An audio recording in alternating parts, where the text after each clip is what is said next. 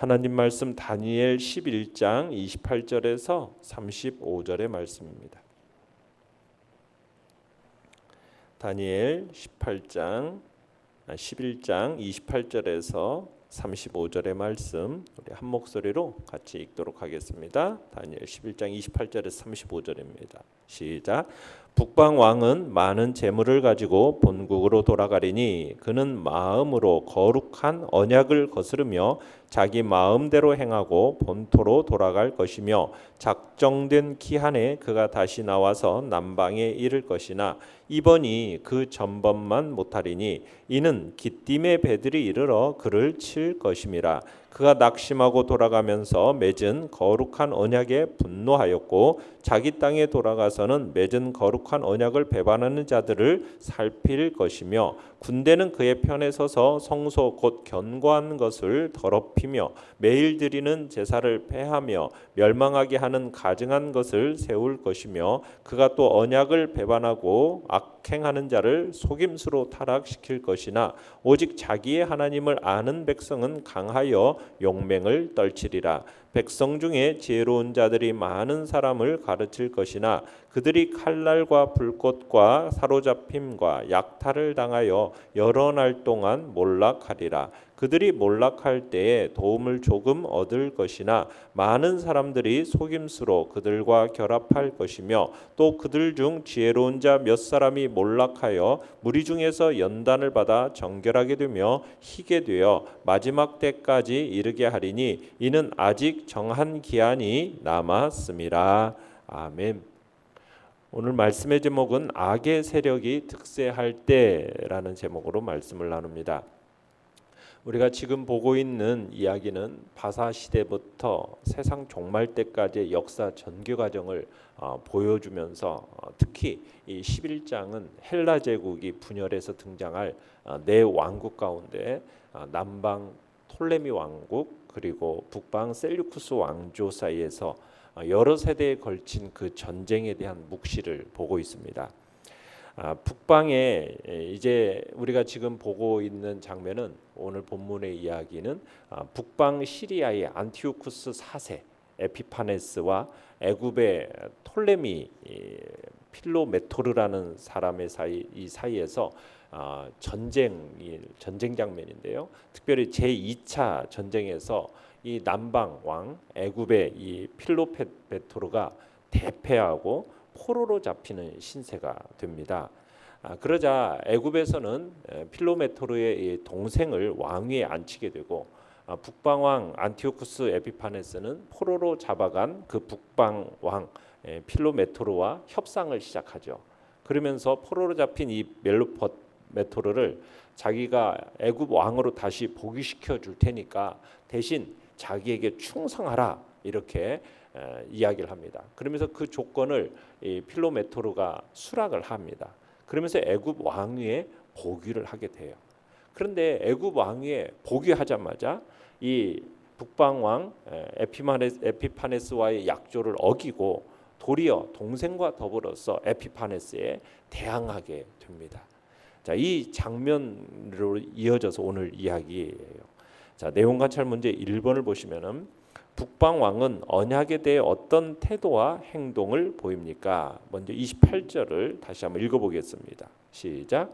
북방 왕은 많은 재물을 가지고 본국으로 돌아가리니 그는 마음으로 거룩한 언약을 거스르며 자기 마음대로 행하고 본토로 돌아갈 것이며.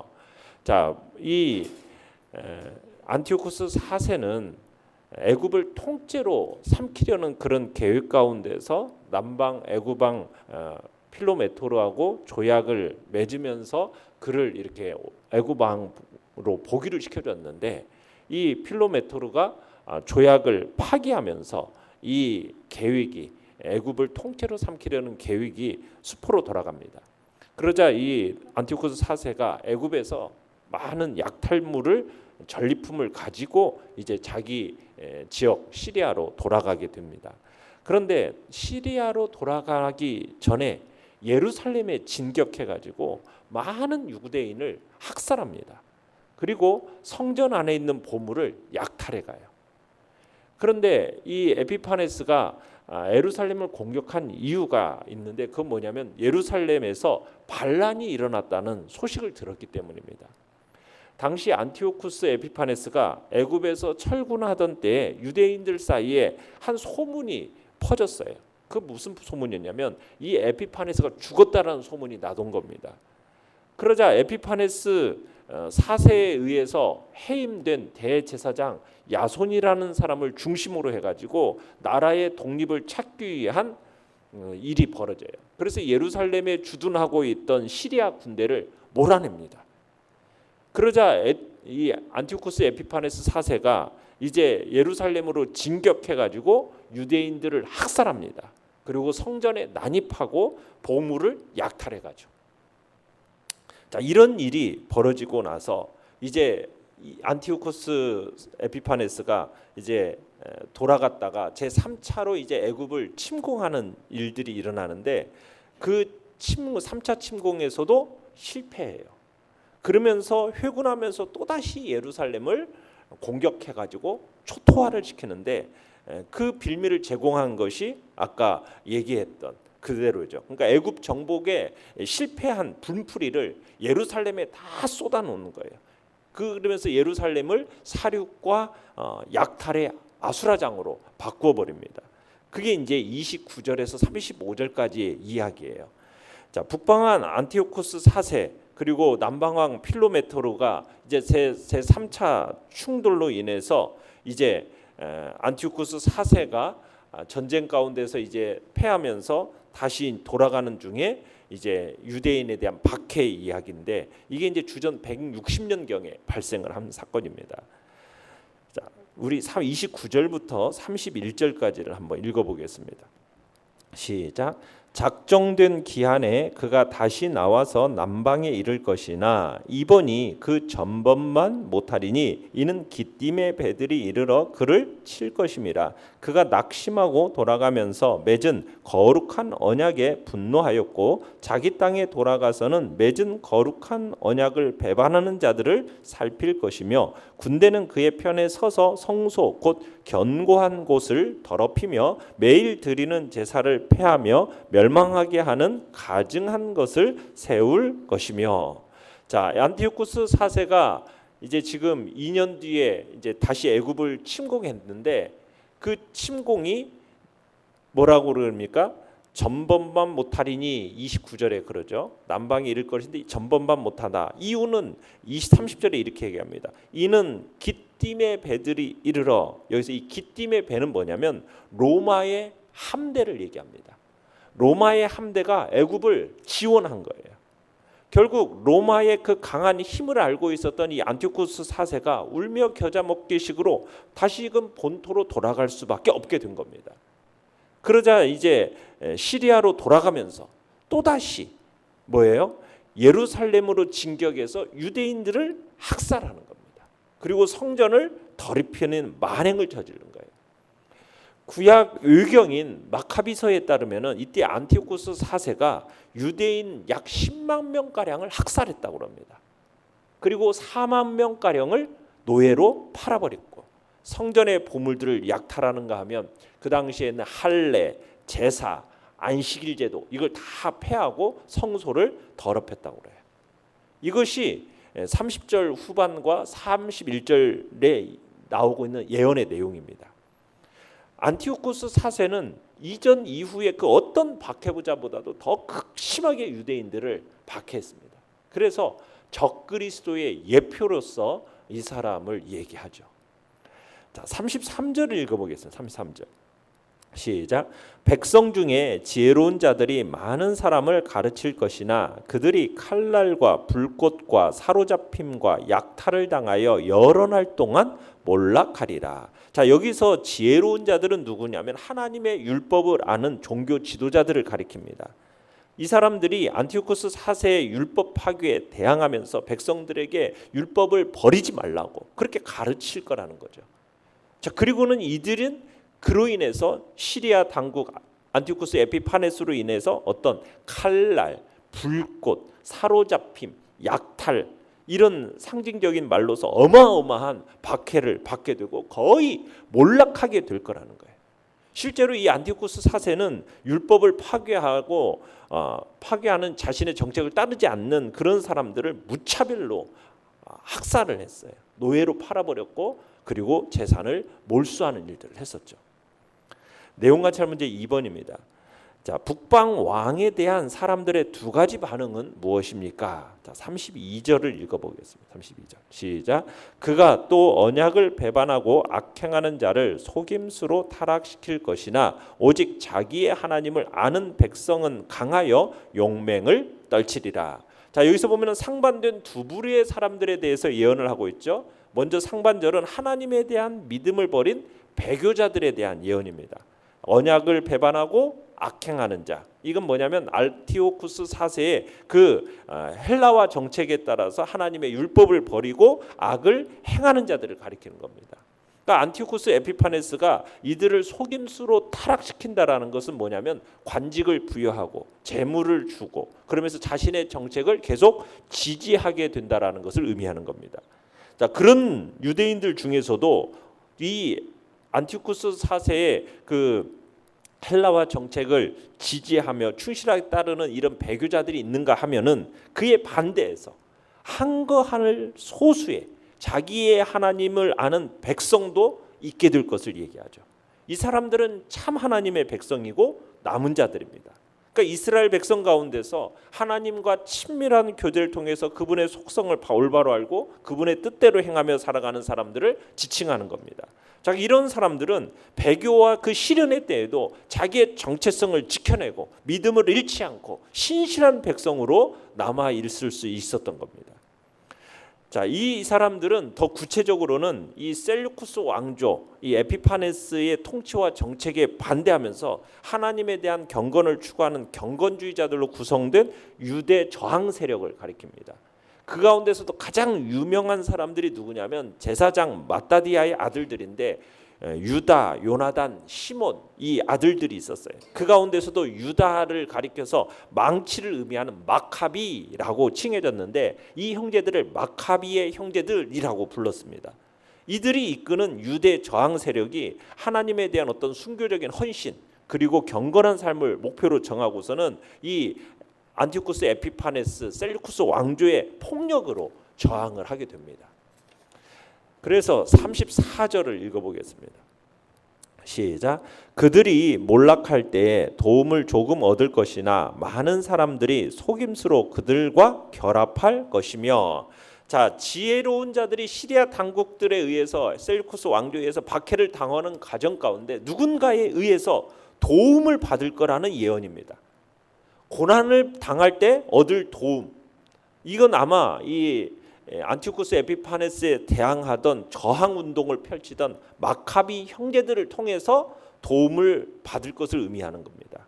그래서 마카비 저항 운동이 세력을 더해가는 과정에서 이 셀루쿠스 왕조에 협조하고 이교와 타협했던 유대인들이 이 마카비 저항 단체의 저항이 거세지니까 자신들의 생명의 위협을 느끼니까 거짓으로 이제 그 저항 단체와 공조를 이루게 될 것에 대한 예언입니다.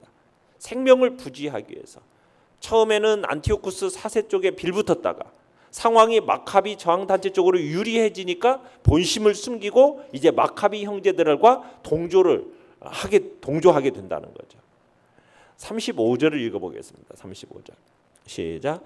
또 그들 중 지혜로운 자 몇 사람이 몰락하여 무리 중에서 연단을 받아 정결하게 되며 희게 되어 마지막 때까지 이르게 하리니 이는 아직 정한 기한이 남았습니다. 자, 지혜로운 중 몇 사람이 몰락해가지고 마지막 때까지 이르게 될 거다라고 얘기하는데, 그러니까 하나님께서 지혜로운 자들 중 몇 사람이 죽임을 당하는 그런 핍박을 당하는 것을 마지막 때까지요 허용을 하신다라는 겁니다. 여기서 마지막 때라는 것은 언제냐면 안티오쿠스 4세가 죽음에 이르는 때를 얘기합니다. 그러니까 하나님은 안티오쿠스 4세가 생존하는 날 동안에는 그 참된 당신의 백성들을 핍박하는 그것을 그대로 묵인할 거라는 얘기죠.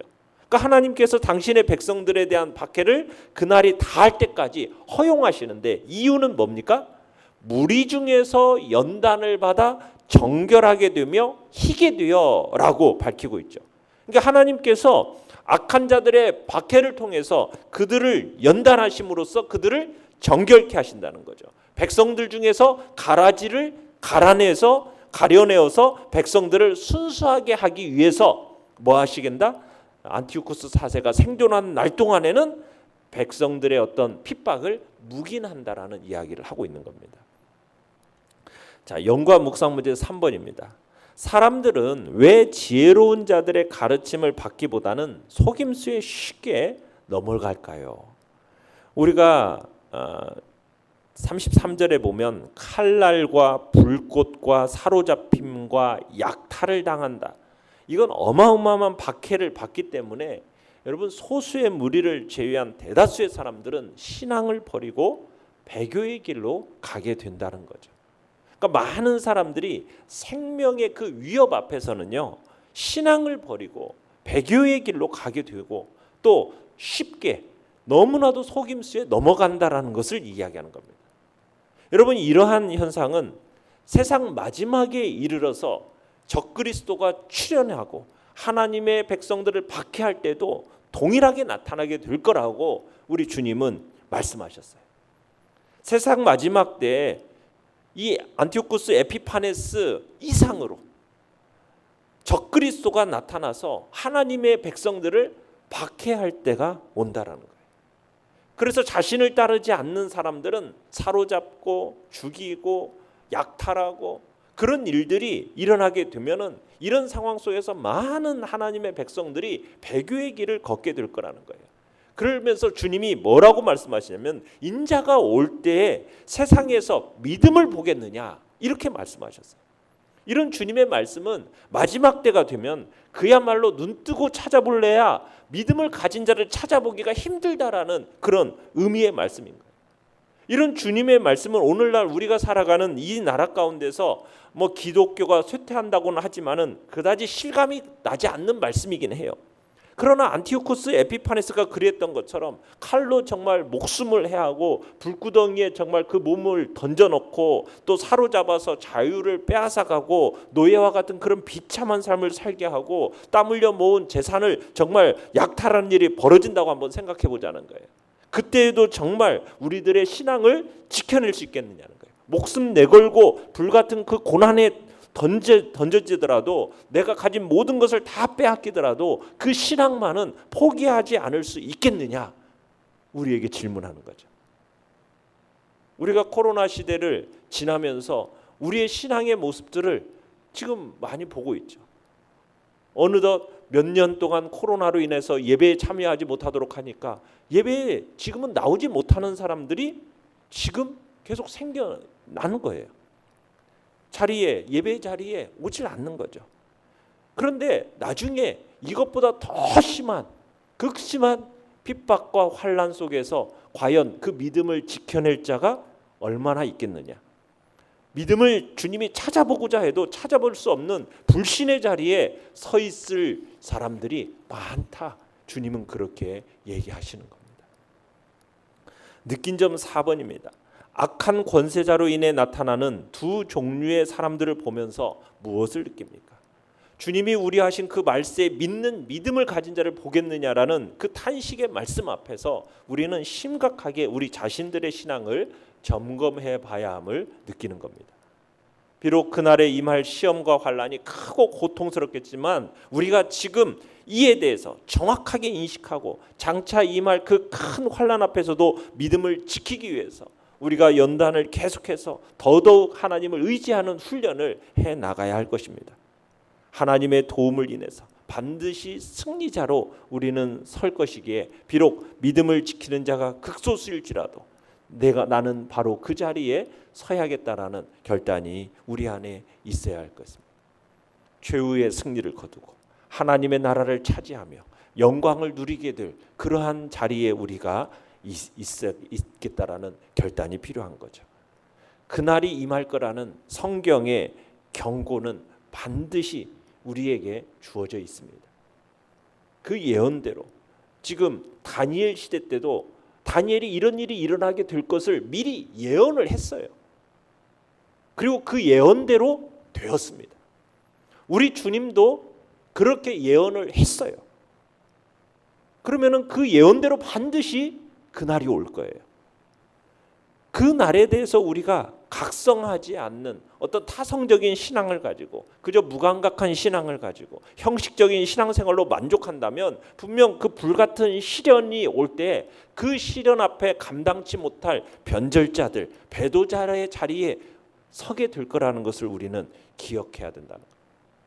우리는 다수와 더불어서 거기 설 것인지 아니면은 그곳에 설 때 세상에서 적그리스도가 정말 주는 그 불같은 시련을 피할지는 모르지만 그곳은 그리스도께서 함께 하시지 않는 영원한 파멸의 낭떠러지라는 것을 생각하면서 우리는 하나님을 참으로 경외하는 삶, 세상과 구별된 삶, 세상과 타협하지 않는 그런 삶을 살기에 힘쓰겠다라는 그런 결단을 우리가 해야 할 것입니다. 결단과 적용 5번입니다. 내가 하나님을 대적하는 권력 앞에서 하나님의 백성들을 가르치며 강하고 바르게 반응하려면 어떻게 해야 합니까? 나와 동역자가 정결하게 돼 마지막 때까지 이르기 위해서 해야 할 일은 무엇입니까? 우리는 대환란을 이겨낼 수 있는 믿음을 가져야겠습니다. 육은 죽여도 영혼은 어찌하지 못하는 자들을 두려워하지 말고 죽음까지 이겨내신 그리스도의 부활의 권능을 의지하여서 믿음을 연단하고 삶을 거룩하게 가꾸어 가겠다. 이 시간 결단하면서 어떠한 시련이 닥치라도 소망 가운데 승리의 날을 고대하면서 오직 신앙으로 인내하겠다라는 그런 복된 결단이 이 시간 우리 안에 있기를 간절히 바랍니다. 오늘의 기도 같이 읽겠습니다. 시작. 악한 세력이 득세할 때 연단받아 정결하고 희게 되며 지혜로 이웃을 구원하게 하소서. 아멘. 말씀을 생각하며 기도하시고요. 연약한 우리 지체들을 위해서 기도해 주시며 오늘 저녁 금요기도회 가운데 하나님의 풍성한 역사를 놓고 또한 기도해 주시기 바랍니다. 주여, 우리 세 번 부르짖며 나아갑니다. 주여, 주여, 주여.